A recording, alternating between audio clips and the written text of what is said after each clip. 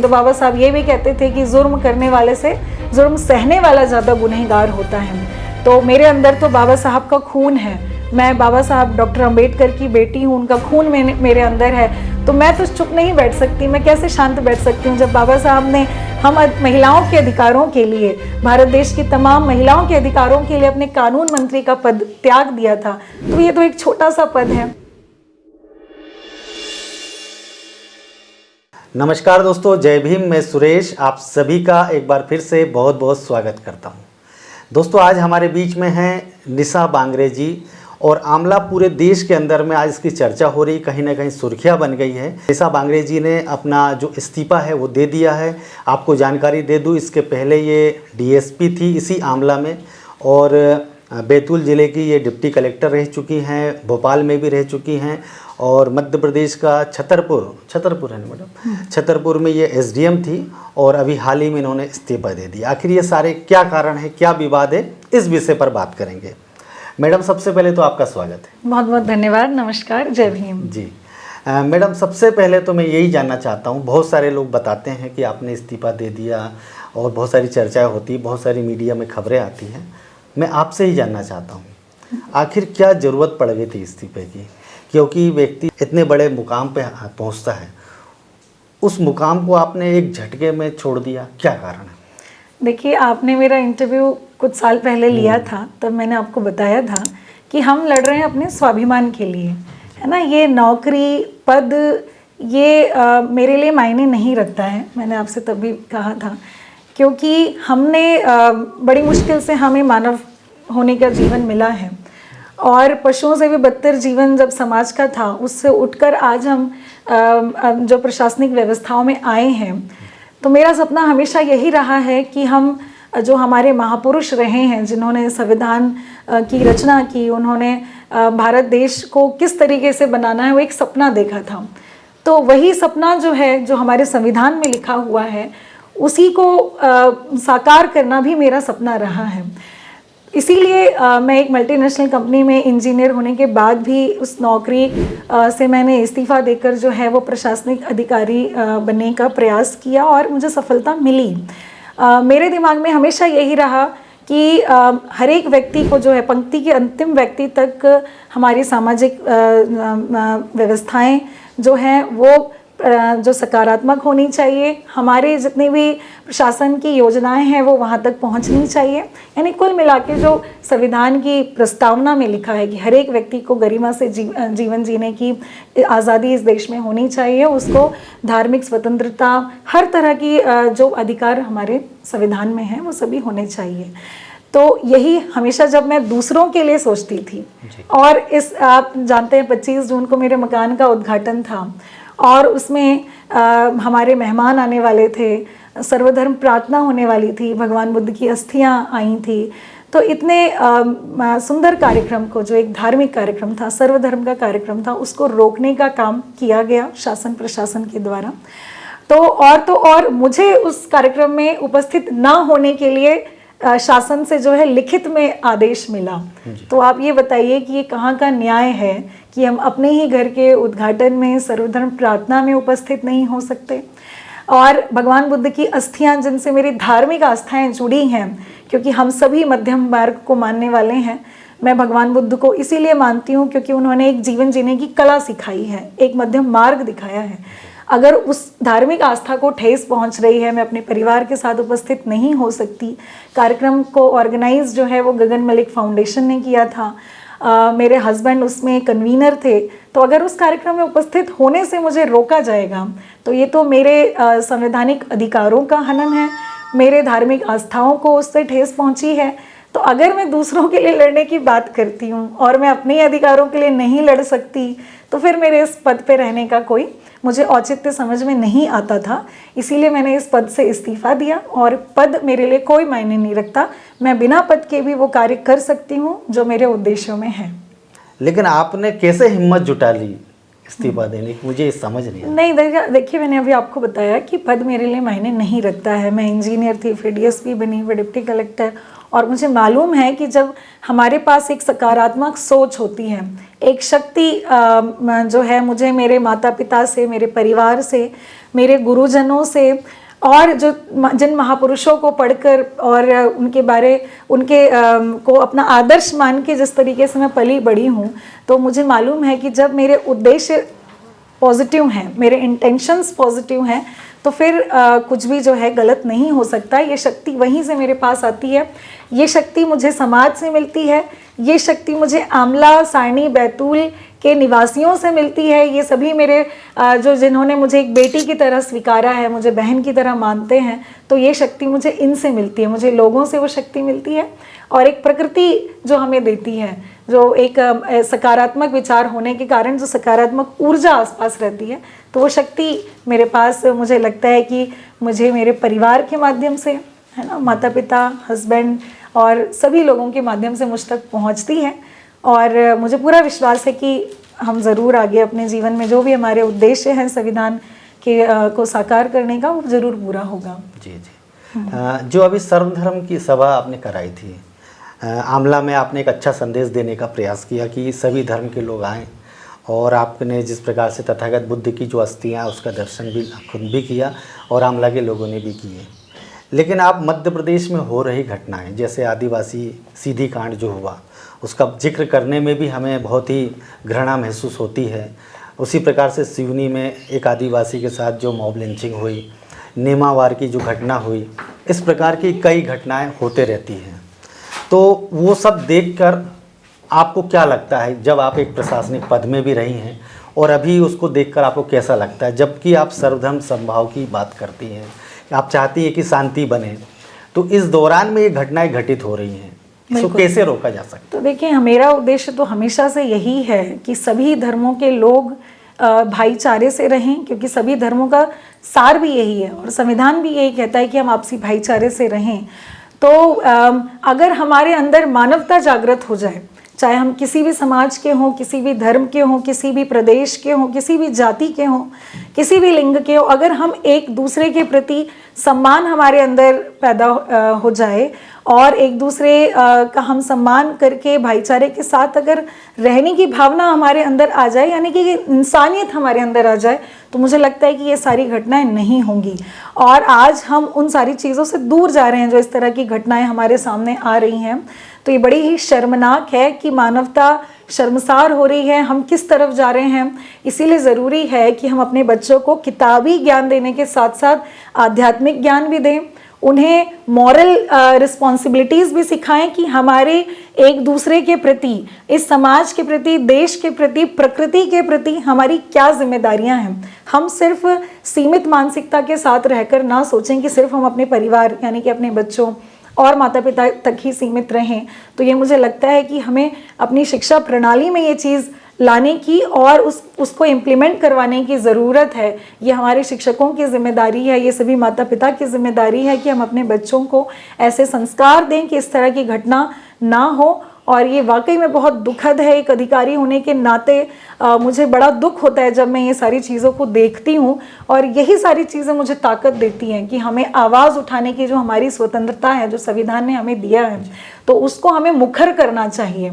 और ऐसे लोगों को जो ऐसी हरकतें करते हैं, ऐसे हैवानियत से भरे जो लोग हैं, उसको इंसानियत में बदलने का काम हमारे बहुत पढ़े लिखे वर्ग को ये काम करना चाहिए कि हम सिर्फ अपने पद तक सीमित ना रहें, बल्कि हमेशा मैं कहती हूँ कि कलेक्टर बने तो ऐसे कलेक्टर बने जो अंतिम व्यक्ति तक पहुँच सके, ऐसे डॉक्टर बने कि हम सारी समाज की बीमारियों को दूर कर सकें, हम ऐसे इंजीनियर बने कि एक अच्छे समाज की संरचना कर सकें। तो ये बात हमारे संस्कारों की है। तो हमारे भारत देश में शिक्षा प्रणाली के माध्यम से, हमारे माता पिता के संस्कारों के माध्यम से, हमारी जो धार्मिक संस्कृति इस देश की रही है, इसके माध्यम से हम सब की ये नैतिक जिम्मेदारी है कि हम इस पर काम करें, क्योंकि बहुत सारी ऐसी घटनाएं आती हैं और ये घटनाएं फिर से घटित ना हो। तो अब सवाल उठता है कि आपके जैसे पढ़े लिखे लोग और बड़े प्रशासनिक पद पे रहे हैं, आप अभी भी हैं, मैं तो यही मान के चलता हूँ, आपके ऊपर ये बात सामने आ रही मीडिया के द्वारा कि आप राजनीति में आना चाहती हैं। अगर आप आना चाहती हैं तो आप राजनीति में आकर क्या करना चाहती हैं? जबकि आप ऐसे प्रशासनिक पद पे रही हैं जिसके माध्यम से आप प्रभावी ढंग से जनता की सेवा कर सकती हैं। आप राजनीति में आकर क्या करना चाहते हैं? बिल्कुल, जैसा मैंने आपको बताया कि मेरे उद्देश्य जो है वो सिर्फ एक ही है, संविधान का पालन करना, और इस देश में किसी भी समाज को चलाने के लिए कुछ नियमों का होना ज़रूरी है, और वो नियम संविधान से अच्छे नहीं हो सकते। यही मेरा उद्देश्य रहा है। बचपन से ही मुझे यही सिखाया गया है कि हम एक अच्छा वातावरण अपने समाज में विकसित कर सकें, अपने देश के लिए जो हम अपनी जिम्मेदारियां हैं उसको पूरी कर सकें। तो वो जिम्मेदारियां किसी भी पद पे रहकर हो सकती हैं। मैं एक इंजीनियर थी तो भी मैं अपनी सोशल रिस्पॉन्सिबिलिटीज़ को पूरा करती थी। कॉर्पोरेट सोशल रिस्पॉन्सिबिलिटीज़ के थ्रू मुझे लगा कि और अच्छा प्लेटफॉर्म मिलना चाहिए जिससे मैं समाज तक पहुंच पाऊं और संविधान की बातों को जो है वो लोगों तक पहुंचा पाऊं कि आप अपने अधिकारों को जानिए, आप अपने कर्तव्यों को समझिए। तो उससे अच्छा प्लेटफॉर्म मुझे कहाँ मिल सकता था। तो मुझे लगा कि सिविल सर्विसेज के माध्यम से मैं ये काम कर सकती हूँ। तो मैंने प्रशासनिक जो सेवाएं हैं उसकी तैयारी की, उसमें मैं सफल हुई। अब इस स्टेज पे आकर के लग रहा है कि अगर इस पद पे रहते हुए मैं अपने अधिकारों का संरक्षण नहीं कर सकती तो फिर हमें और बड़े प्लेटफॉर्म की ज़रूरत है जहाँ से हम और अच्छा कार्य कर सकें। तो निसंदेह जब हम आपने राजनीति की बात की तो उसमें कोई बुराई नहीं है। लोकतंत्र के 4 स्तंभ हैं, उसमें ये भी एक उसका अंग है। मीडिया आप हैं वो भी एक अंग है। जो हमारे एग्जीक्यूटिव्स हैं, जो मैं हूँ अभी, वो भी उसका अंग है। तो उसमें कोई गलत बात तो नहीं है, ये हमारे संवैधानिक अधिकार है और कोई भी जो है वो अपने अधिकारों का इस्तेमाल कर सकता है। तो अगर राजनीति मुझे इससे अच्छा प्लेटफॉर्म देती है तो निसंदेह मैं उसमें भी जाना चाहूँगी। मैं इस बात को बिल्कुल ही नकारना नहीं चाहूँगी। लेकिन ये जो इस्तीफा हुआ या ये जो घटनाएं घटी हैं वो बिल्कुल भी राजनीति से प्रेरित नहीं थी। हाँ, ये ज़रूर है कि जैसे बाबा साहब ने भी कहा है कि संविधान कितना भी अच्छा क्यों ना हो, अगर उसको लागू करने वाले लोग अच्छे नहीं हैं तो वो संविधान अच्छा साबित नहीं होगा। तो अगर उसको लागू करने वाले हम लोग, अगर हम उस दिशा में नहीं सोचेंगे और हम चुपचाप बैठ जाएंगे कि कोई बात नहीं, हम डर के बैठ जाते हैं, या हमारे अधिकारों का कोई भी हनन करते रहे और हम उसको सहते रहें, तो बाबा साहब ये भी कहते थे कि जुर्म करने वाले से जुर्म सहने वाला ज़्यादा गुनहगार होता है। तो मेरे अंदर तो बाबा साहब का खून है। मैं बाबा साहब डॉक्टर अंबेडकर की बेटी हूँ, उनका खून मेरे अंदर है। तो मैं तो चुप नहीं बैठ सकती, मैं कैसे शांत बैठ सकती हूँ जब बाबा साहब ने हम महिलाओं के अधिकारों के लिए, भारत देश की तमाम महिलाओं के अधिकारों के लिए अपने कानून मंत्री का पद त्याग दिया था। तो ये तो एक छोटा सा पद है। हम तो उसी दिशा में चाहते हैं कि हम अपने हक अधिकारों के लिए हमेशा लड़ते रहें। तो इसमें कोई बुराई नहीं है और मेरा उद्देश्य तब भी वही था, मेरा उद्देश्य आज भी वही है और मेरा उद्देश्य हमेशा वही रहेगा कि देश सर्वोपरि है, हमारा देश सबसे ऊपर है। देश में रहने वाले लोगों की सेवा करना मेरा उद्देश्य है। देश में रहने वाले लोग संविधान को समझ सके और उन नियमों का पालन करके एक अच्छे समाज की रचना कर सके, यही मेरा उद्देश्य है, चाहे मेरा उसमें फील्ड कुछ भी हो। मैडम, मैं ये मान के चल रहा हूँ कि आप होने वाली आमला की विधायक प्रत्याशी हैं। कौन सी पार्टी से आप कहना मुश्किल है अभी, क्योंकि आज अभी भी लेकिन मैंने आप निर्णय कमलनाथ नहीं जी लिया से है। मिली थी, पूर्व मुख्यमंत्री से, उसके बाद अटकलें तेज हो गई कि आप शायद कांग्रेस की प्रत्याशी बन रही है। देखिए, जब ये घटना घटी थी तो कमलनाथ जी ने जो है एक प्रेस कॉन्फ्रेंस के माध्यम से इस बात के लिए संवेदनाएं व्यक्त की थी। जो गलत तरह के नोटिसेस मुझे दिए गए, आप भी जानते हैं कि ये तो उसके संदर्भ में उन्होंने कहा था। तो उनको मैं धन्यवाद ज्ञापित करने गई थी। उनको सारी घटना मैंने बताई है, उन्होंने बहुत ध्यान से सुना है, उस पर उन्होंने अपनी संवेदनाएं व्यक्त की है। तो वो एक बहुत ही व्यक्तिगत मुलाकात थी और अभी भी मैं नहीं कह सकती कि मैं राजनीति में जाने वाली हूँ, क्योंकि अभी तो मेरा इस्तीफ़ा भी मंजूर नहीं हुआ है और इसीलिए ये कहना जो आपका है मैं उसको अभी तो नहीं स्वीकार कर सकती, लेकिन आने वाला समय बताएगा कि क्या होगा।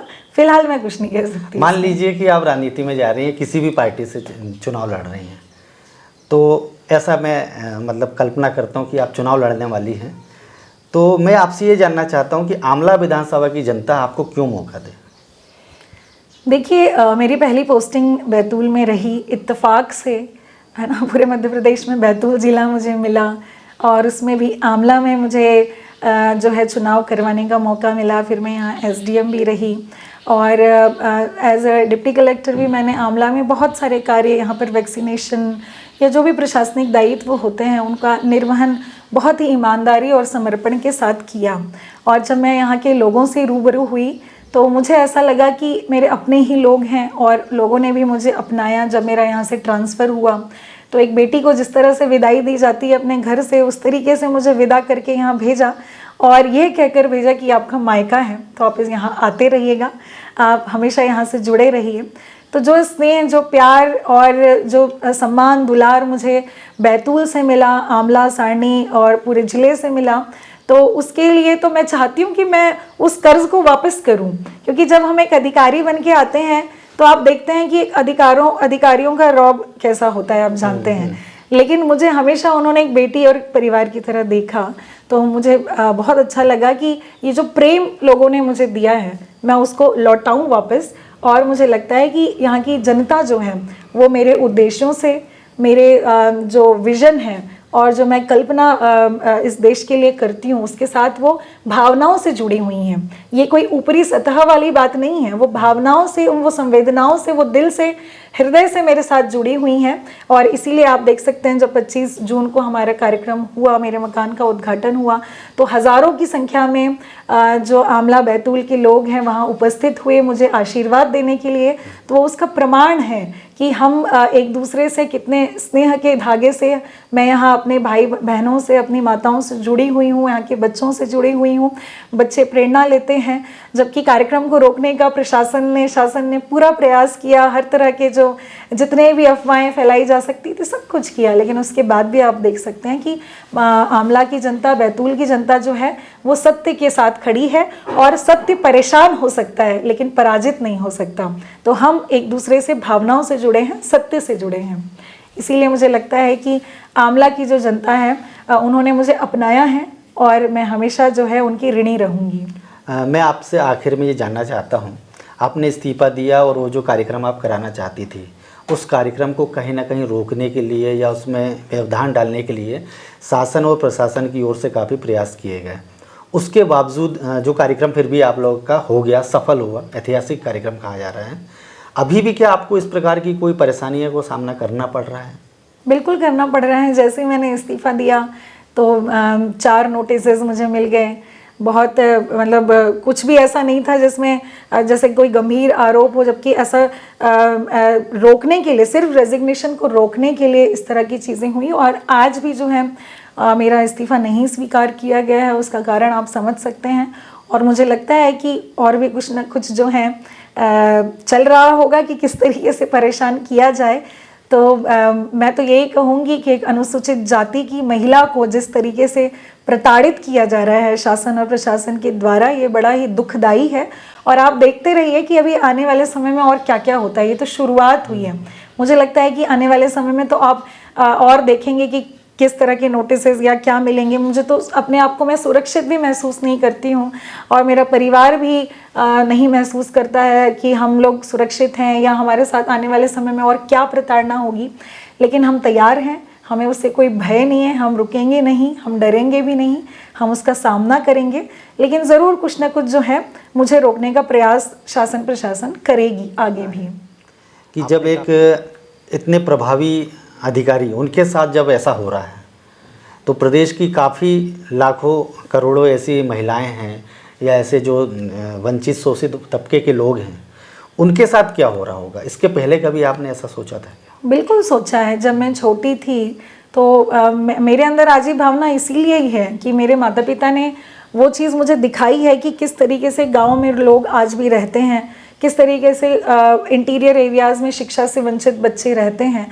तो वो भावना तो मेरे अंदर बचपन से ही जो मेरे संस्कारों में रही है, इसीलिए मैं उसको बिल्कुल समझ सकती हूँ कि आज ये सर्वधर्म प्रार्थना, ऐसा भी नहीं कि हम किसी एक पर्टिकुलर रिलीजन को आगे बढ़ा रहे हों या प्रमोट कर रहे हों। एक सर्वधर्म प्रार्थना को अगर रोकने की कोशिश, एक साजिश की गई है तो निश्चित तौर पे इस देश की और इस प्रदेश की जो सामान्य महिलाएं हैं वो कितनी डरी हुई होती होंगी अपने गांव से शहर में आने के लिए, पढ़ाई करने के लिए या अन्य किसी कार्य के लिए महिलाएं आती है तो इसीलिए उन्हें पुरुषों का सहारा लेना पड़ता है। तो क्यों हम महिलाएं जो हैं वो सुरक्षित महसूस नहीं कर सकती। हालांकि स्थिति पहले से बेहतर हुई है, लेकिन आप मेरे उदाहरण से देख सकते हैं कि अब कोई भी जो है कोई भी कार्य करने के लिए कितना डरा हुआ होगा कि हम स्वतंत्रता से अपने अधिकारों का उपयोग भी नहीं कर सकते, अपने संवैधानिक अधिकारों का। तो मैं सबसे यही कहूँगी कि आपको अपने अधिकारों के प्रति सचेत होने की ज़रूरत है और अपने कर्तव्यों को भी जानने की ज़रूरत है। हमने कोई गलत काम किया नहीं, हमारे उद्देश्य गलत नहीं थे, उसके बावजूद जो इस तरह की घटना हुई है ये वाकई में बहुत ही दुखदाई है और मध्य प्रदेश के लिए तो ये शर्मसार है एक महिला होने के नाते। तो निश्चित तौर पे वो भावना मेरे अंदर हमेशा से रही है कि इस तरह की प्रताड़ना, किसी भी तरह की प्रताड़ना किसी भी व्यक्ति के साथ नहीं होनी चाहिए। लेकिन आपने ये अभी तक नहीं बताया कि आप किस पार्टी से चुनाव लड़ने वाली हैं। अभी तो मैं प्रशासनिक पद पर हूँ और अभी इस्तीफा स्वीकार नहीं हुआ है, लेकिन जैसे ही होगा मैं अभी तक तो मैंने नहीं सोचा राजनीति में जाने का, लेकिन अगर अवसर मिलेगा, क्योंकि इस घटना के बाद से तो मुझे और लगता है कि हमें उस प्लेटफॉर्म को ज़रूर चुनना चाहिए, क्योंकि ये सब जो हो रहा है ये इसी वजह से हो रहा है। तो हमें उस फील्ड में महिलाओं को उसमें जाने की बहुत ज़रूरत है। हम चिल्लाते रहते हैं कि महिलाओं को 33% आरक्षण मिलना चाहिए, राजनीति में ये तमाम बातें करते हैं, होती है, लेकिन कोई महिला आगे इसीलिए नहीं आ पाती। आप देख रहे हैं आज किस तरीके से रोका जा रहा है, तो महिलाएं कैसे आगे आएंगी? उनको वो माहौल ही नहीं दिया जाता। आज मध्य प्रदेश शासन द्वारा वो माहौल नहीं दिया जा रहा है कि कोई महिला जो है अपने अधिकारों को रख सके, उसका उपयोग कर सके। तो फिर कैसे मतलब हम सोचते हैं कि जो शासन की योजनाएं हैं महिलाओं के लिए, बालिकाओं के लिए, वो कैसे पूरी होंगी? तो वो तो आने वाला समय बताएगा। अभी तो मैं किसी भी स्थिति में नहीं हूँ कि मैं आपके इन सवालों का जवाब दे सकूँ। चलिए, धन्यवाद, आपने हमसे बातें की और बहुत ही बेबाकी से अपनी बातें रखी। Thank you. आप देख रहे हैं WLBS न्यूज। चैनल को सब्सक्राइब करना और बेल आइकन को प्रेस करना ना भूलें।